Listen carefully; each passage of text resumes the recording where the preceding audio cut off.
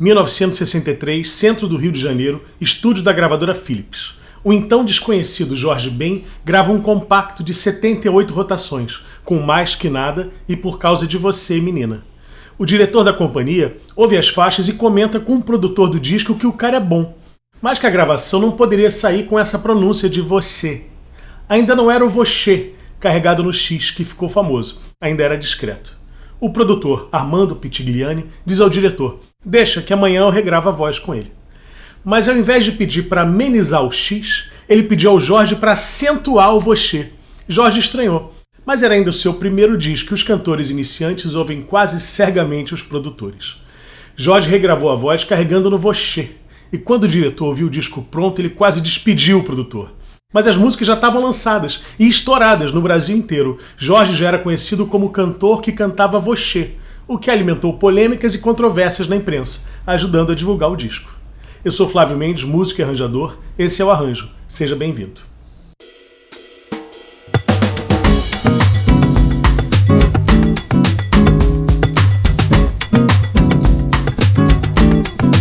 Se você está gostando de assistir aos episódios, pense na possibilidade de apoiar o Arranjo e assim contribuir para que eu continue a produzir os programas. A partir de apenas R$10, acesse apoia.se/arranjo ou se você mora fora do Brasil, acesse patreon.com/arranjo. Mais Que Nada é o primeiro sucesso de Jorge Ben, hoje usando o nome artístico de Jorge Benjor, e é a sua música mais conhecida fora do Brasil. A primeira gravação de Mais Que Nada é do disco Tudo Azul, do organista Zé Maria. Foi gravado em 1962 e Jorge Ben aparece como crooner, o cantor do conjunto. Nesse disco ele grava também Por Causa de Você, Menina, mas sem a pronúncia acentuada do X em você. Você por mim não chora, mas eu choro por você. Você por mim não chora, mas eu choro por você. Foram essas gravações do disco de Zé Maria que o produtor da Philips, Armando Pitigliani, ouviu e por causa delas Jorge Ben foi contratado. Quando o compacto da Philips com as mesmas duas músicas saiu, foi um sucesso imediato. Em 2 semanas, Jorge já era o artista mais executado em todo o Brasil. E quando o LP foi lançado, bateu todos os recordes, vendendo 100 mil cópias em pouquíssimo tempo. E o disco inspirou muitos artistas até hoje.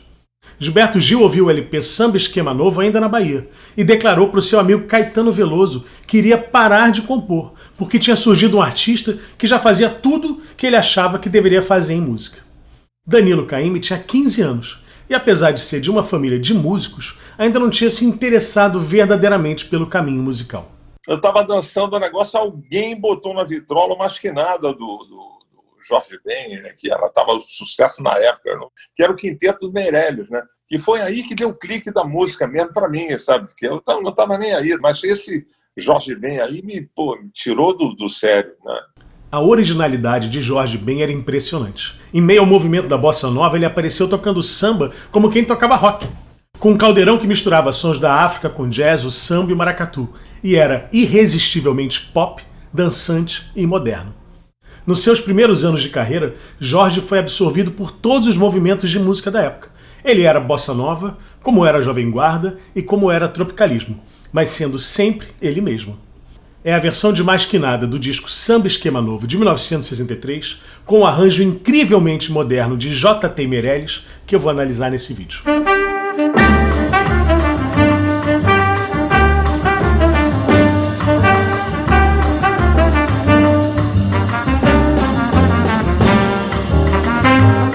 O avô materno de Jorge é da Etiópia, e ele, garoto, cresceu ouvindo os parentes falando numa língua que ele não entendia. O avô de Jorge saiu da Etiópia porque o país estava sendo invadido na Primeira Guerra Ítalo-Etíope, em que a Itália tentou invadir o país africano, mas acabou sendo derrotada, em 1896. Jorge conta que o avô entrou no navio no Mediterrâneo sem saber direito para onde estava indo. Na música Crioula, de 1969, Jorge se refere a esse fato quando canta que por um descuido geográfico nasceu no Brasil, num dia de carnaval. Que pelo descuido geográfico nasceu no Brasil, num dia de carnaval. Mas o que mais impressionava a criança Jorge eram os cantos etíopes que ele ouvia da mãe, sempre acompanhado de um batuque de algum parente. a Etiópia era um país referência, porque foi um dos poucos países africanos que não foram colonizados por europeus no século XIX.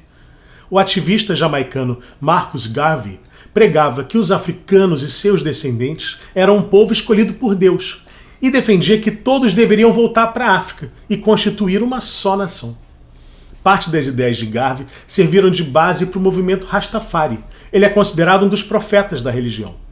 Em 1927, Garvey, que vivia nos Estados Unidos, profetizou: um rei negro vai surgir, e isso significará que a libertação do povo africano estará próxima. Em 1930, o imperador Haile Selassie assumiu o trono na Etiópia, e muitos pensaram que Garvey se referia a ele. O nome de batismo do imperador é Ras Tafari Makonnen. Jorge disse ali por volta dos anos 1970 que ele próprio descendia de Selassie. Falou isso numa reunião na sua gravadora na época, a Philips, e que isso influenciava o seu modo de cantar e compor. E disse numa entrevista ao jornal Pasquim, também nos anos 70, que era meio muçulmano, e seu jeito de cantar tem algumas influências árabes. No improviso vocal que ele faz no fim dessa gravação de Mais Que Nada, ele usa uma nota da escala menor árabe, na verdade uma Blue Note, mas que dá esse sabor oriental. Mas ele sempre se disse católico. Foi coroinha quando criança e durante a adolescência foi interno de um seminário, onde teve contato com a música sacra. 13, 14 eu fiz seminário menor. No seminário menor, cara, tinha aula de canto, eu tinha aula de teclado, né, órgão, né? Já sabia isso tudo, né? Para cantar, porque cantava-se muito no coral gregoriano, né? Além do contato com a música, nos seus 2 anos de seminarista, Jorge se aprofundou na literatura, especialmente na leitura de teologia e filosofia. Um dos grandes autores que ele leu foi São Tomás de Aquino. Inclusive aprendeu latim por causa dos textos do santo e deu o nome de Tommaso para um dos seus filhos. O nome italiano do santo é Tommaso d'Aquino. Jorge afirma que São Tomás era um alquimista e que a Igreja Católica sempre proibiu que se dissesse isso. Aliás, a alquimia é um dos seus temas preferidos, tanto que dedicou um LP inteiro ao tema, a Tábua de Esmeralda. Os alquimistas estão chegando. Jorge tinha aprendido a tocar violão no tempo em que serviu o exército. A sua mãe já tocava o instrumento. Ele deu de presente o violão e o método que ela usava, um método antigo, de Patrício Teixeira, e Jorge aprendeu muito rápido. Ele cresceu no bairro do Rio Comprido, que é um bairro vizinho da Tijuca, onde uma turma de adolescentes chegada ao rock and roll se reunia no bar Divino, na esquina da rua Doc Lobo com a Rua do Matoso. Dentre esses adolescentes estavam os futuros artistas Erasmo Carlos, Roberto Carlos e Tim Maia. Tim, nessa época, tinha o apelido de Tião Marmiteiro, porque entregava as marmitas que o seu pai fazia e vendia na região da Tijuca. Tim odiava o apelido de Tião Marmiteiro e teve a ideia de adotar um novo apelido, Babulina. Porque uma das músicas que Tim cantava nessa época era Bopelina, sucesso de Ronnie Self, que com o inglês macarrônico de todos soava Babulina. Babalina, babalina, yes, babalina, babalina. Quando encontrou Erasmo no bar Divino e contou a ideia do novo apelido, ouviu do amigo: eu acho o nome ótimo, mas tem um cara do Rio Comprido que de vez em quando aparece aqui e também toca violão e também canta essa música.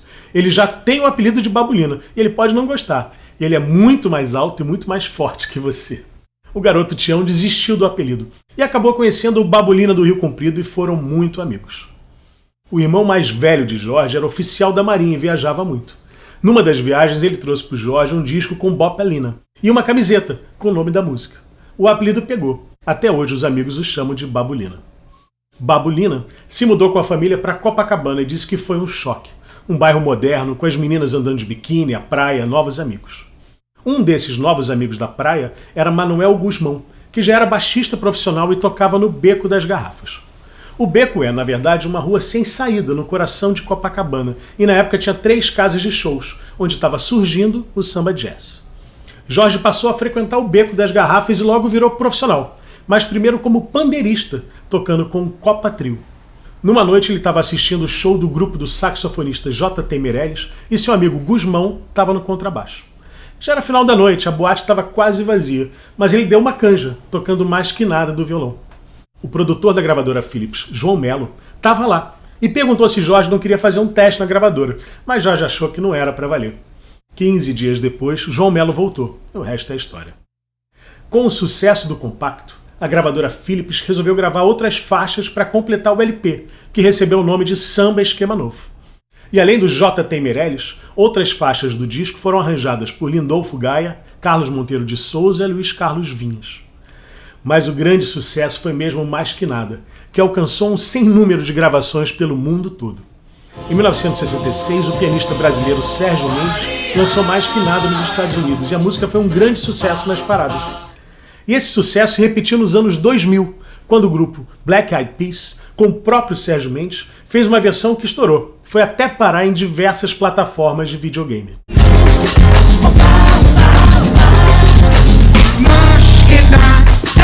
Mais Que Nada é um samba. E ainda que seja um samba que é misto de maracatu, como diz a letra, é essencialmente um samba. Como boa parte das músicas de Jorge, é em tom menor. O curioso é que as músicas em tom menor tendem a ser mais tristes, mas não é de forma nenhuma o caso das músicas de Jorge Ben, que desde 1989 assina Jorge Benjor. O tom menor, ele é melodioso, mas ele é triste. Aí você tem que vai fazendo, vai, até achar uma solução. Uma característica marcante da melodia de Mais Que Nada é misturar duas escalas menores diferentes, a escala menor natural e a escala menor harmônica. Na primeira parte da canção, a partir do Mais Que Nada, um samba, etc., a melodia está no modo menor natural. Tem essa característica melodiosa, mas que pode tender para o triste. No tom da gravação, a nota Fá natural dá esse clima. Mais que nada, um samba como esse tão legal. Mas no final da parte, ele acha essa solução que ele falou para tirar a tristeza. E o Fá passa a ser o Fá sustenido, conduzindo para a resolução da tônica. Você não vai querer que eu chegue no final. Ela é triste, mas ela não é triste, porque ela tem um final feliz.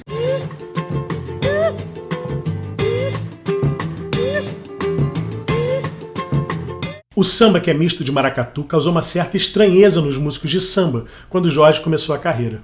Era o começo de uma revolução que resultaria depois, independente da vontade do Babulina, em movimentos como o samba-lanço, a pilantragem, o samba-rock e até mesmo o pagode romântico dos anos 1990. A levada característica do Benjor se afasta do compasso binário do samba tradicional e rapidamente se consolida como uma levada em compasso quaternário, como é comum nas músicas pop, no rock e no jazz.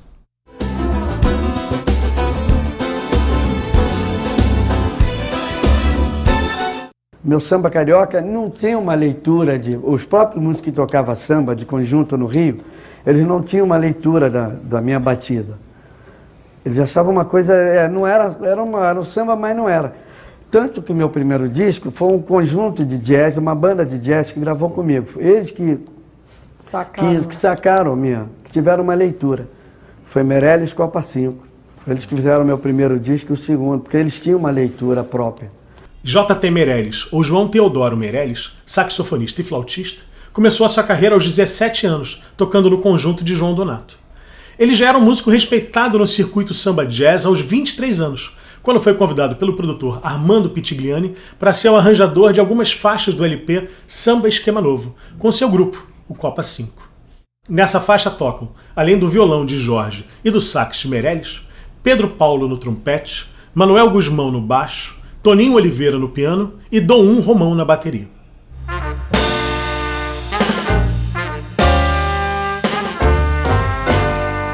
A forma de Mais Que Nada é AABCB, em que a parte A é a parte da onomatopeia na letra, o ariá raiô.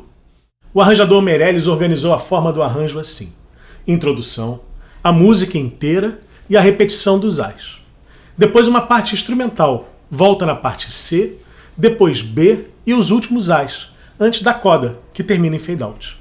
A introdução começa com o uníssono dos dois sopros, trompete e sax tenor. O uníssono está na região média do sax, na região grave do trompete. O timbre é suave. A bateria toca no prato de condução, aberta, bem samba jazz.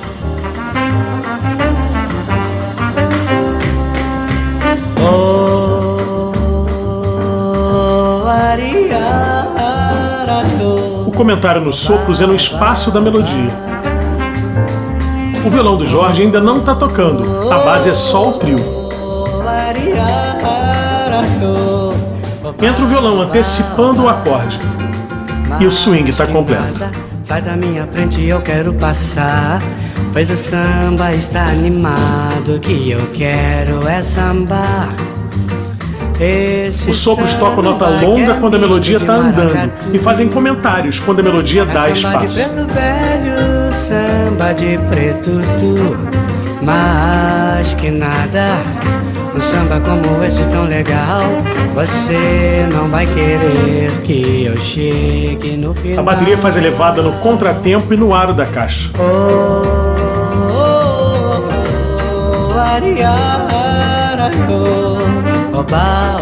Mesmo esquema nos sopros, notas longas e comentários sutis.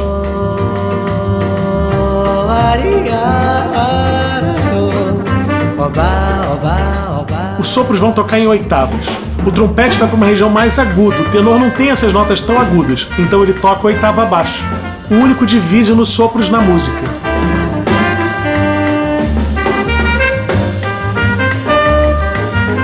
Divise significa que eles tocam notas diferentes, abrem duas vozes. O contrabaixo faz baixos invertidos, não toca as tônicas dos acordes. É samba de preto velho, samba de preto tu, mas que nada, um samba como esse tão legal, você não vai querer que eu chegue. As mesmas frases de sopros, com notas longas e comentários.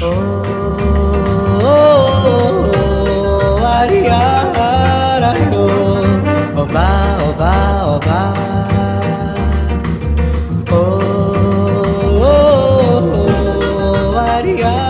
O improviso vocal na corda, com aquela blue note com sabor árabe. Notem que o reverb fica diferente na voz, mais longo.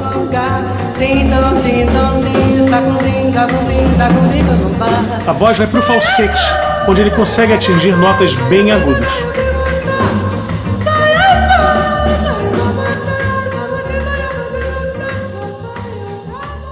Bom, esse foi o arranjo. Se você gostou, dá um like, se inscreve no canal e pense na possibilidade de ser um apoiador do programa a partir de apenas R$10.